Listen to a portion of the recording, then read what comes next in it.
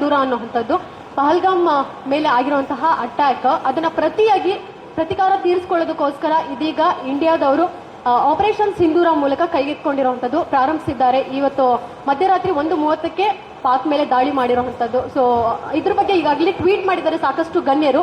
ನಿಮ್ಮ ಅಭಿಪ್ರಾಯ ಏನು ಭಾರತ ಸರ್ಕಾರದ ಅಂದ್ರೆ ತೆಗೆದುಕೊಂಡಿರುವಂತಹ ಒಂದು ನಿಲುವು ಬಗ್ಗೆ?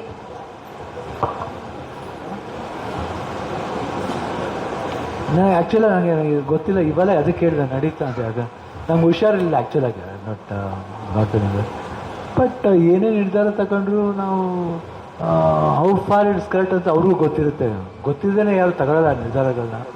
ಈಗ ನೀವು ಅಲ್ಲಿ ನಡೆದಿರೋಂಥ ಒಂದು ಘಟನೆ ನೋಡಿದಾಗ ನಿಮಗೆ ಅನಿಸುತ್ತೆ ಎಷ್ಟು ಪೇಯ್ನ್ಫುಲ್ ಘಟನೆ ಅದು. ಯಾಕಂದರೆ ಯಾರಿಗೇ ಆದರೂ ಅನ್ಯಾಯ. ಸುಮ್ಮನೆ ಒಂದು ಮನುಷ್ಯನ ಪ್ರಾಣ ತೆಗೆಯೋದು ಅಷ್ಟು ಈಸಿ ಅಲ್ಲ. ಯಾಕಂದರೆ ಪ್ರಾಣ ಅನ್ನೋದೇ ಒಂದು ಗಿಫ್ಟ್. ಅದು ಆ ಗಿಫ್ಟ್ನ ಬಂದು ಟಪ್ಪಾರ ಅಂತ ಹೊಡೆದ್ಬಿಟ್ರೆ ಹೆಂಗಿರುತ್ತೆ.